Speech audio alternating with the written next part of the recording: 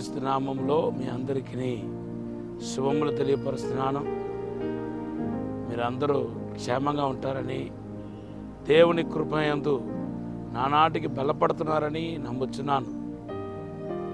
బైబిల్లో రాయబడి ఉంది 2 తిమోతి పత్రిక 3వ అధ్యాయం 1వ వచనంలో, అంత్య దినములో అపాయకరమైన దినాలు వస్తాయని బైబిల్లో రాయబడి ఉంది.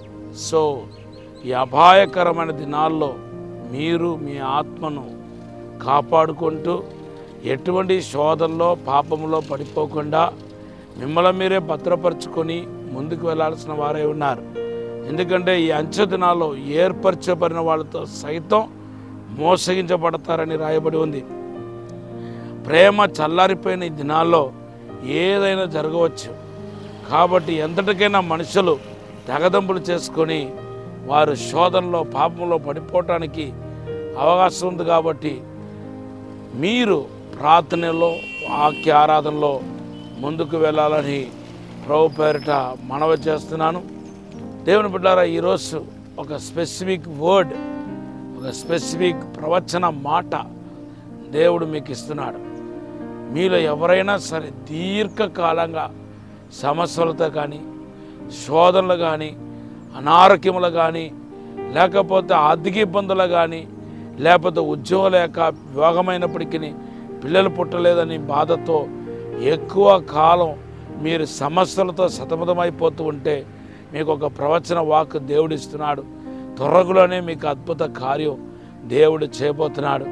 మీరు చూడండి, త్వరలో దేవుని యొక్క అసాధారణమైన అద్భుతమైన కార్యాన్ని ప్రభు జరిగించబోతున్నానని మాట్లాడుతున్నాడు.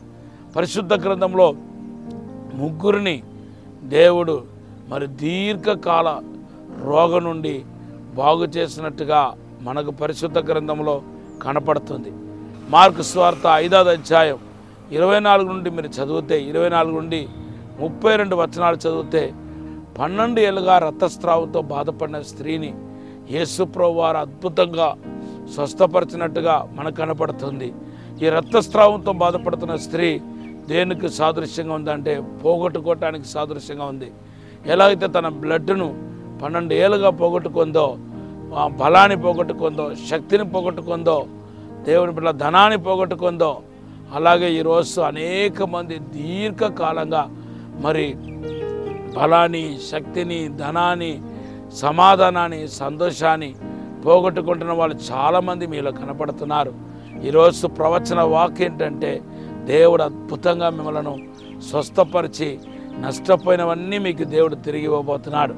రెండవదిగా మనం చూస్తే దేవుని బిడ్డలారా, లూకా సువార్త 13వ అధ్యాయం 11 నుండి 18 వచనాలు చదివితే 18 అనే మాట కనపడుతున్నాయి. ఈమెనేమో సాతాను బంధించి ఉంచడం వలన ఆమె నడుము వంగిపోయిందని యేసుప్రభువు వారే చెప్తున్నాడు.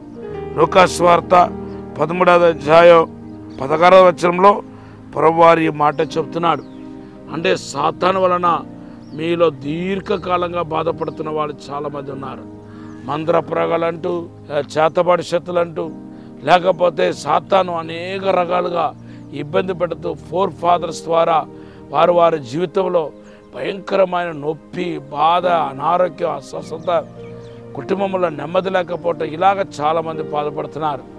మీకు దేవుడు ఈరోజు ఒక పునర్జన్మని ఇవ్వబోతున్నాడు. సాతాను ఒక శక్తి నుండి, అంధకార శక్తి నుండి సంపూర్ణంగా మీకు విడుదల ఇవ్వబోతున్నాడు. మూడవదిగా మనం చూస్తే యోహాను సువార్త 5వ అధ్యాయం 5 నుండి 14 వచనాలు చదివితే, ఇక్కడేమో 38 ఏళ్ళుగా, ఏకదాటిగా 12 కాదు కానీ 18 కాదు కానీ 38 ఏళ్ళుగా మరి అస్వస్థతతో బాధపడుతున్న వ్యక్తిని మనం చూస్తున్నాం. ఇతను స్వస్థత పొందడానికి గల కారణం, ఇన్ ద లాంగ్ పీరియడ్ ఇంతగా కృషించిపోవటానికి గల కారణం ఏంటంటే తన చుట్టూ ఉన్న మనుషులన్నమాట. ఏ ఒక్కరికి అతని మీద ప్రేమ, దయ, జాలి లేదు. ఆయన నీళ్ళు దించాలని భారం ఎవ్వరికి లేదు. అందుకొరకే అక్కడ స్వస్థత పొందడానికి అవకాశం ఉన్నా స్వస్థత పొందలేకపోయాడు. దేవుని బిడ్డలారా, మీరు మనుషుల వలన కూడా మీ యొక్క ఆశీర్వాదం లేట్ అవుతుందేమో, కానీ బాధపడకండి, దిగులు పడకండి. దేవుడు మీకు అద్భుతం చేస్తాడు, మీకు మేలు చేయబోతున్నాడు. త్వరలో అది 12 సంవత్సరాలైనా, 18 సంవత్సరాలైనా, 38 సంవత్సరాలైనా ఎలాగైతే యేసు ప్రభువారు అద్భుతంగా బాగు చేస్తాడో అలాగ మీ జీవితంలో కూడా దేవుడు తన అసాధారణమైన కార్యం చేయబోతున్నాడు. పరిశుద్ధము నమ్మకమైన పరలోక తండ్రి, నీకు వందనాలు, స్తోత్రాలు ప్రభా. శక్తి చేత కాదు, బలము చేత కాదు, ఆత్మ ద్వారానే సమస్తం జరుగుతున్నారు ప్రభా. మీరే అద్భుతం జరిగించి ఈ యొక్క తెగులు, శాప, రోగం, బాధ నుండి విడుదల దయచేయండి ప్రభా. ఎటువంటి బలహీనతలు ఉన్నా, ఎటువంటి అనారోగ్యంతో ఉన్నా ఈరోజు అద్భుతం జరిగించండి. యేసు నామములో విడుదల కలుగొచ్చండి. యేసు నామములో అద్భుతం జరిగించండి. యేసు క్రీస్తు యొక్క రక్తాన్ని ప్రోక్షిస్తున్నాం, గొర్రె పిల్ల రక్తాన్ని ప్రోక్షిస్తున్నాం, పరిశుద్ధమైన రక్తాన్ని ప్రోక్షిస్తున్నాం. ఇప్పుడే తాక్కుమని దీవించి బలపరచమని యేసు నామములో అడిగి వేడుకుంటున్నాం తండ్రి, ఆమేన్. ప్రభు మనల్ని దీవించినగాక. నిశ్చయముగా త్వరలో మీకు విడుదల కలగబోతున్నాయి. మీరు మాత్రం ధైర్యంగా ఉండండి. దేవుడు మనల్ని దీవించినగాక. యెహోషువ 1:5-9 ఈరోజు మీ వాగ్దానమై ఉంది. God bless you.